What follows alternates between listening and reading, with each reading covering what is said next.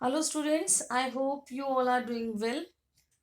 As we know the high time comes, we have to prepare ourselves for the December test or for the pre-boards and then finally boards. So we continue with our topic. Uh, the topic which we start earlier is circulatory system. उसमें हम आज जो है heart के बारे में बात करेंगे. Heart is a pumping organ. As we know it is responsible for maintaining the circulation of the blood within the body. Heart is a hollow muscular structure. It is basically as the size of our fist. Okay. और heart का जो wait है वो about 300 ग्राम होता है in adult human. Heart हमें मालूम है कि इन आवर बॉडी जो हार्ट है हमारा ह्यूमन बॉडी का वो 4 चैम्बर्ड है. मीन्स 2 ऑरिकल और 2 ही ventricle. Auricles are also called as atrium. Heart is basically mesodermal in origin. Therefore, it is also called as cardiac muscle. And as we know, cardiac muscles are the fatigueless muscle. Means ये कभी भी rest में नहीं जाएंगी. If heart muscles comes in a rest, then we are rest in peace. Okay. Heart is enclosed by a covering which is called pericardium. And pericardium as we know कि ये covering है तो इसके अंदर 2 layer होंगी. One is the outer layer and another one is the inner layer. और इन दोनों layers के बीच में एक फ्लूइड प्रेजेंट होता है which is called pericardial fluid. और पेरिकार्डियल फ्लूइड जो है वो बॉडी को ऑफ हार्ट को प्रोटेक्ट करता है from any kind of the shock. Okay. Auricles और एट्रियम एक ही चीज है. और ह्यूमन हार्ट में कितनी ऑरिकल्स होती हैं? 2. सिमिलरली वेंट्रिकल्स कितनी हैं? 2 इन नंबर. नॉर्मली ब्लड वेसल्स में हमें मालूम है कि जो आर्टरीज हैं वो ऑक्सीजनेटेड ब्लड को ट्रांसपोर्ट करती हैं और वेन्स डीऑक्सीजनेटेड ब्लड को ट्रांसपोर्ट करती है. Oxygenated blood oxygen rich blood होता है और deoxygenated blood carbon dioxide rich blood होता है. But in case of the heart reverse हो जाता है कंडीशन. जो पल्मनरी आर्टरी है, पल्मनरी एक्चुअल में लंग्स को बोलते हैं, तो पल्मनरी आर्टरी जो है it carries the carbon dioxide rich blood और the deoxygenated blood from heart to the lungs for purification. Reverse हो गया ना. पल्मनरी आर्टरी ने क्या किया? कार्बन डाइऑक्साइड रिच ब्लड को जो है कलेक्ट किया फ्रॉम द हार्ट और उसको जो है ट्रांसफर किया to the lungs for the purification. Similarly उधर से pulmonary vein oxygen rich blood को ट्रांसफर करेगी from the lungs to the heart. Means pulmonary vein is the vein which is going to transfer the oxygen rich blood from lungs to the heart. तो यहाँ पे ये reverse हो गया. Aorta और विना केवा में बहुत ज्यादा कंफ्यूजन रहती है आप लोगों को. तो अयोटा एक चैम्बर है, हार्ट का चैम्बर है ये, जिसके पास सारा ऑक्सीजनेटेड ब्लड पंप होता है, ड्रेन होता है. फिर अयोटा से सिस्टमिक आर्टरीज आती हैं. सिस्टमिक आर्टरीज मतलब जो भी टारगेट ऑर्गन या टारगेट मसल तक आप आर्टरीज उनकी भेज रहे हो. फॉर एग्जाम्पल गॉल ब्लैडर की अपनी आर्टरी है, लीवर की अपनी आर्टरी है. तो with the help of these arteries aorta से ऑक्सीजन रिच ब्लड को ट्रांसफर किया जाता है टू द टारगेट ऑर्गन्स और to the target muscles, skeletal muscles और any muscle. Okay. Similarly deoxygenated blood parallelly सारी बॉडी से वेन्स के थ्रू, जो भी सिस्टमिक वेन्स हैं उनके थ्रू ट्रांसफर किया जाता है विना केवा के पास, ताकि विना केवा उसको लंग्स के पास पहुंचा सके for the purification. I am repeating once again. Aorta is the chamber of the heart where all the oxygenated blood is going to be pumped from the lungs and it is carried by the systemic arteries to the target site.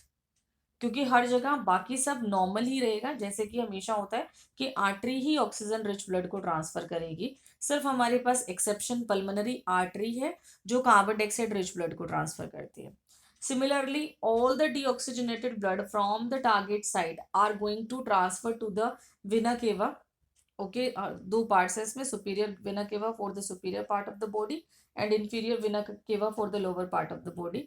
और फिर ये transfer होता है to the जो है अपना lungs के pass through the pulmonary artery for the purification. यहाँ पे रिवर्स हो गया. पल्मनरी आर्टरी डीऑक्सीजनेटेड ब्लड को लेके जा रही है from the heart to the lungs. Okay. Now the path of the blood within the heart. जो सेकेंड इंपॉर्टेंट टॉपिक है वो है path of the blood within the heart. और इसको आप बहुत अच्छे से एक्सप्लेन कर पाओगे with the help of the flow chart. तो oxygenated blood flows from the lungs towards the heart. Okay, first oxygenated blood comes from the lungs towards the heart, then the blood enter into the left atrium. यानी कि first time जो oxygenated blood है वो left atrium of the heart के पास पहुंचा through the pulmonary vein. जैसे ही लेफ्ट एट्रियम के पास ब्लड आता है oxygen rich, left atrium expand हो जाती है. Okay, when the left atrium expand, it start transferring the blood to the left ventricle.